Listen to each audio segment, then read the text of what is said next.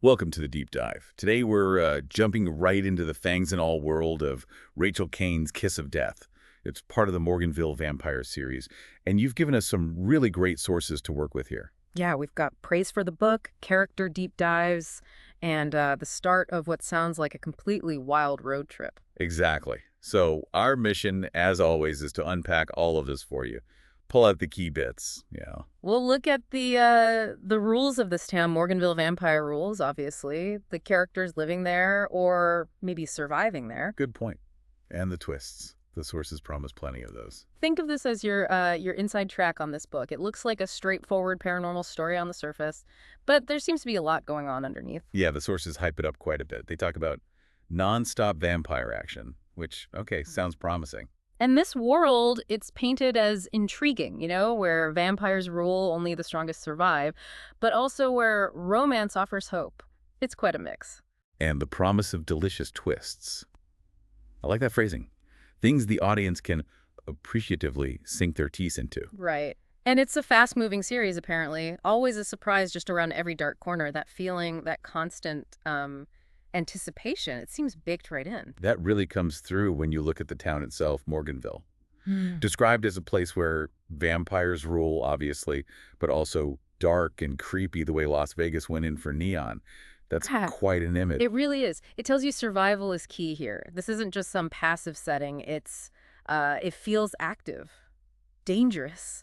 Like the rules are always changing, maybe? Could be. It definitely sets a specific tone. And our main characters, they live in the glass house. The sources mentioned like a chore schedule. Yeah, but apparently in reality, it's more like, well, like any house share, really.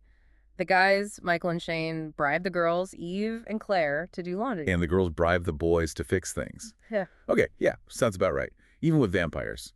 And there's that relatable bit about Claire's laundry mistake, the pink clothes. Oh yeah, the stupid red sock. Suddenly all the guys' clothes are pink.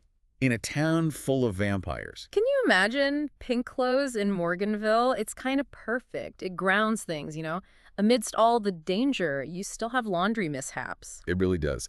So, okay, let's talk about the vampire society. How they keep control.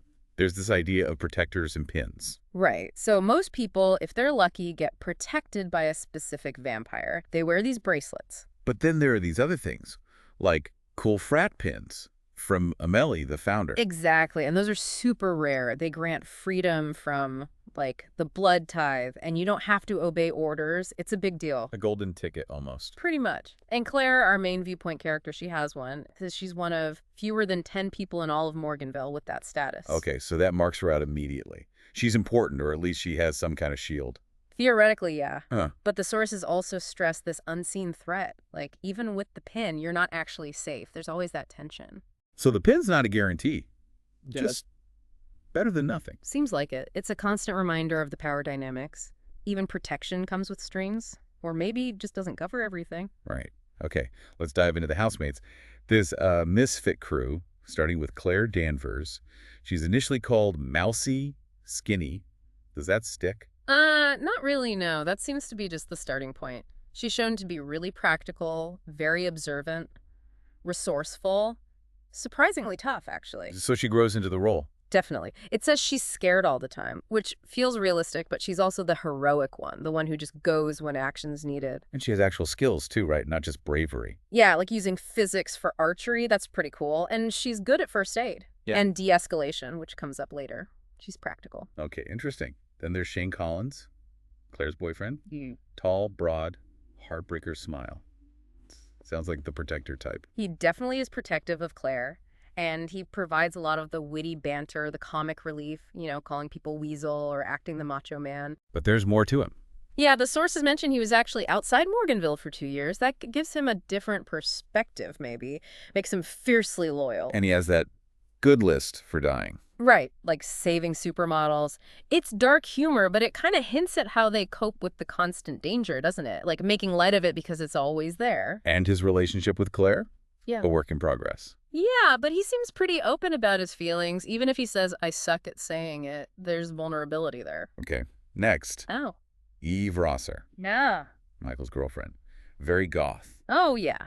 Goth glory, black lipstick, Doc Martens, the whole look. She's described as bouncy, but also prone to nervous anger. Sounds like a handful. Maybe. But also loyal and sensitive. She has these Olympic-level insult standards, which sounds fun. But underneath, there's this real fear of losing Michael. To his music, or... Both, it seems. His career taking off, maybe other girls, and she's apparently been dreaming of leaving Morganville her whole life. That's a key motivator for her. And Michael Glass, the boyfriend. Talented musician, but also a vampire. Right. Hot, talented, and sweet, but becoming, well, more vampire-like, acting less like the boy Eve loved. That's his core conflict. Balancing the two sides. Exactly. He's got the power, strength, reflexes, the blood thing, but he's trying to hold on to his human emotions, his relationships. It's tough on him. He can seem bitter or guarded. So, moving beyond the house, the real powers in Morganville. Amelie, the founder. Yeah, she runs the whole town. Claire is boss, technically. It's described as her social experiment. She has a long reach, but her patience is not infinite. Sounds pretty intimidating. Definitely. And her relationship with Mernon is key. Seems like it. He's her asset, but also maybe her biggest problem. He knows too much. She's too insane. She keeps him there. He's next to last to leave, apparently. Which brings us to Mernon himself, the crazy mad scientist vampire. Claire works for him.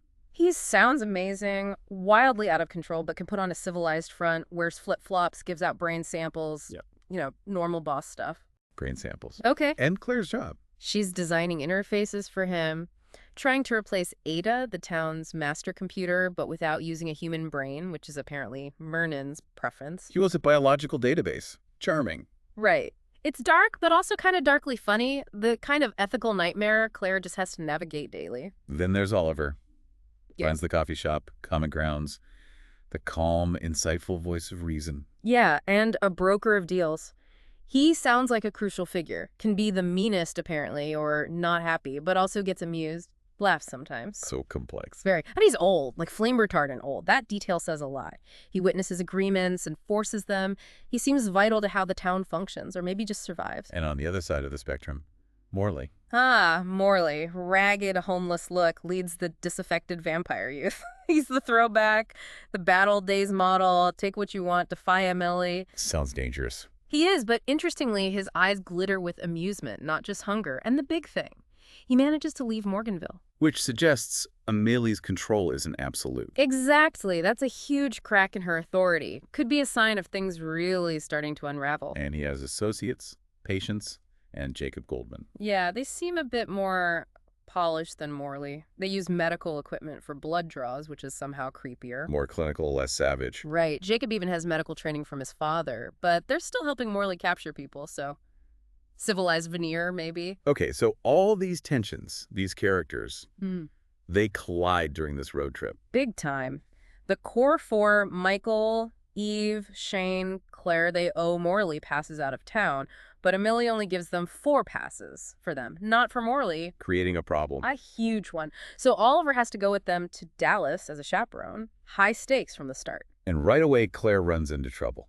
Monica Morell. Yeah, this old nemesis. Sounds like she's put Claire through a lot, tried to extort exam answers. But Claire turns it around. She does. Puts the answers on a password-protected drive. Monica needs to have actually studied to get them. Oliver oversees the deal, like the impartial broker he is. Shows Claire's smarts. And the trip also means Claire sees her parents. A rare visit. Her mom's very formal, makes stuffed bell peppers, but the dad, the boring, normal dad, turns out he plays some kind of vampire video game, Castlemore, and gets paid for it, watching people online. Oh, that's unexpected. Isn't it? He worries about Claire, but then kind of accepts her life at the glass house, calls it home for her, which is poignant, really, considering how dangerous it is. Then they get the official passes for Dallas. Right. For Michael's music demo. Right. Michael's thrilled.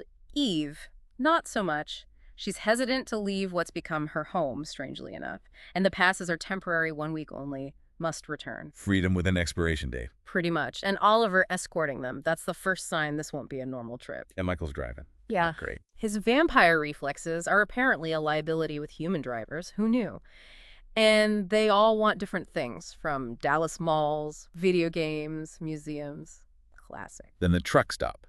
Meth Central, according to Shane. Yeah, the Texas Star Trek stop. Yeah. Signs saying, you draw your gun, we draw faster. Lovely place. They clash with locals. Michael shows off his vampire strength. But Claire de-escalates. She does, treats the main guy respectfully like her mom taught her. It works, but then it causes friction within the group. How so? They argue about handling danger outside Morganville. Shane points out the irony. Claire can stand up for herself now. They get into that whole death wish discussion again, shows the pressure they're under. Then Oliver detours them to Durham, this weird little town. Yeah, smaller than Morganville. Sheriff impounds the car, searches them, and suddenly Eve's brother, Jason, shows up, working with Oliver somehow. Another twist. Right. Michael uses Eve's dramatic fall to grab their blood supply from the car. Quick thinking. And then Eve. Well, Eve buys a hearse. She buys a hearse. Yep. A big black one. Shane is thrilled, as you can imagine. That becomes their ride. And the seller mentions missing cops in Durham. Just casually. Uh-oh. And then, inevitably, Police chase, they shake them off, but realize Oliver and Michael are now separate from them. Things are escalating fast. this leads to Black Texas. Oliver's real goal. Seems so. He forces them there, calls it a dead town, literally, burns the sheriff's car, burns the hearse. He was looking for something or someone. Sick vampires, a Millie's cleanup crew, maybe. But Morley shows up again. Yep, breaks them out of the During jail, shows off his power, defies a Millie again. Claire's trying to figure him out, figure out what his freedom means. And this is where Claire has her big moment. The pencil, yes. Inside the Civic Hall in black, facing a sick vampire, she stakes him with a number 2 pencil. Using Mernan's lessons, it's iconic. Shows how far she's come. Absolutely. Practical, resourceful, deadly when needed. Though in the chaos, Eve gets hurt. Michael saves her, but Morley injured her. They end up in the library with survivors. Right. The library is a sanctuary for the humans left in black, led by a tough woman, Mrs. Grant. It's a desperate scene. And Mrs. Grant explains what happened. Yeah, this plague hit black, like a horror movie come to life. Communications out, evacuation buses trapped. People did terrible things to survive. The town's quarantined. It's bleak. But Claire manages to build a bridge between humans and vampires. She does. Points out they're all vulnerable, and hey, the vampires could have just killed them already if they wanted to. It's a shaky truth. And then she comes up with the blood drive idea. Facing hungry vampires, yeah. She proposes the humans donate blood for the good vampires, appeals to their loyalty to family and friends who might be among the vampires. And she threatens the vampires with a bow and arrow. Tells them not to treat the humans like a vending machine. It actually impresses Morley, and Oliver laughs, like a real laugh. Claire's really stepped up. She even compares Morley's bow to Mernan's and Mrs. Morganville. Yeah, funny how you can miss a place like that, right? The familiarity, even the dangerous kind. Their escape vehicle, a bread truck. A bread truck, of course, yeah. with Oliver and Morley riding on top. Gotta avoid the sun somehow. But then another ambush. Armed locals. And Oliver makes a hard choice. Very hard. He uses the bus with Eve and Shane still inside as a decoy to draw fire. Reveals Jason, Eve's brother, is his getaway driver. Says they need to be ruthless and he'll take care of Morley. Chilling, really. Wow. Okay, so after all that, they finally get to Dallas. And the contrast is huge. Fancy hotels, flat-screen TVs, soft beds. Fabulous, extra special, cool. It's like a dream after black. A moment to breathe. And Michael's recording session. Goes great. His music is silky smooth, beautiful. He's a rock star.